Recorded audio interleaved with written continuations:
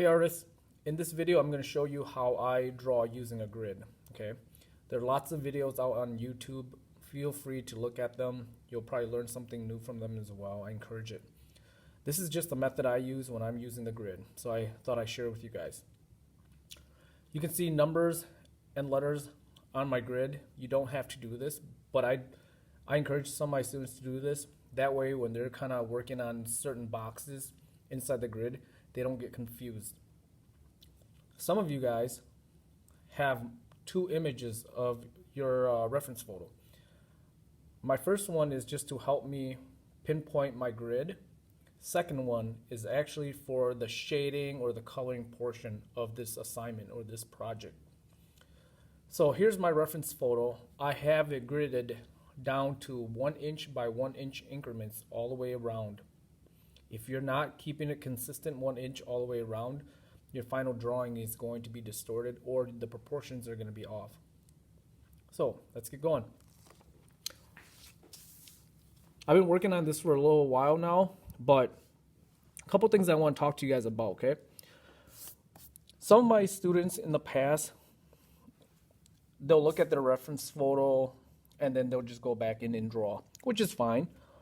But what I do, and I teach some of my students, is if you're having a hard time just looking at the image and trying to capture those lines onto your drawing, what I tell my students is to actually look at your subject or subjects.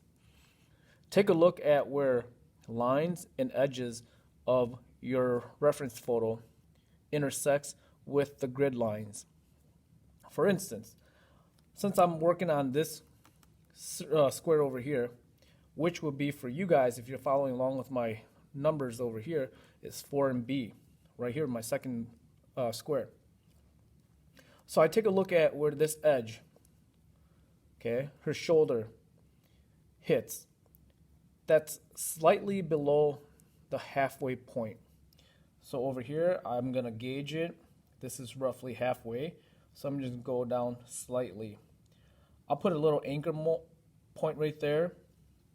I'll follow her shoulder around throughout here. That's where it goes and it intersects the line over here. So I will put a mark on my paper here.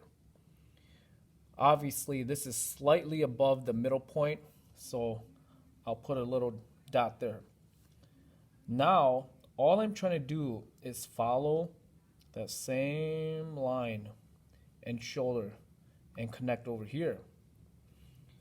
I'm going to follow up her headdress here. I see that part of the headdress comes back and intersects right here.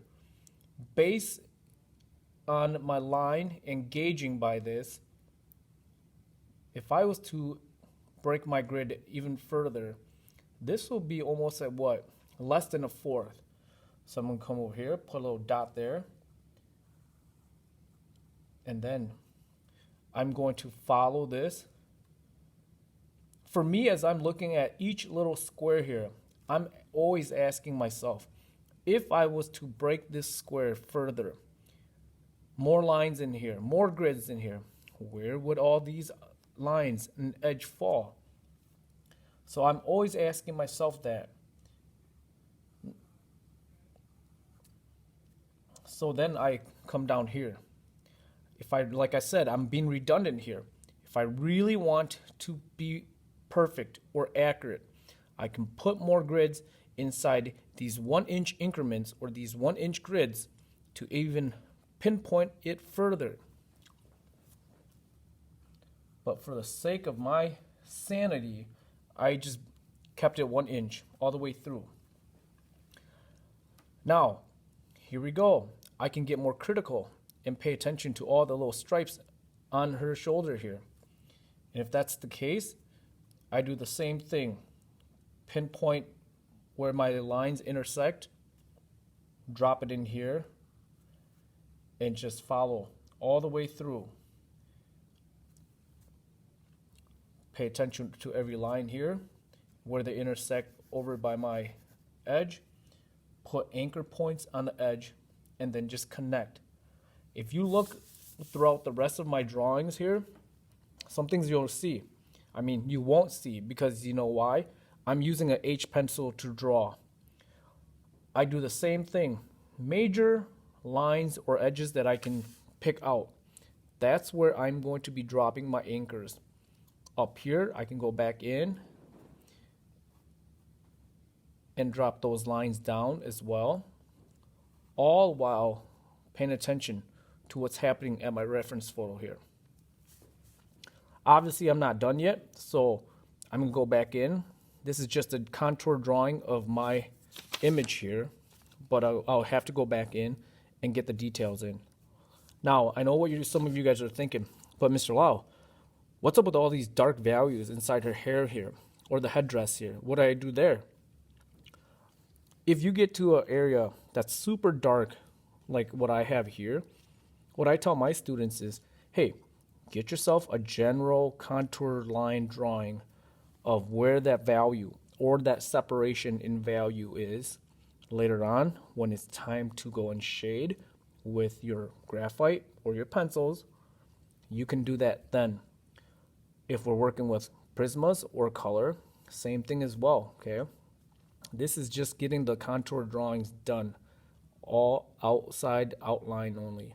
No detail, no shading, okay? No major shading yet, just the line work. So that's how I do it. I hope this helps. If you have any questions, send me an email, all right? Good luck.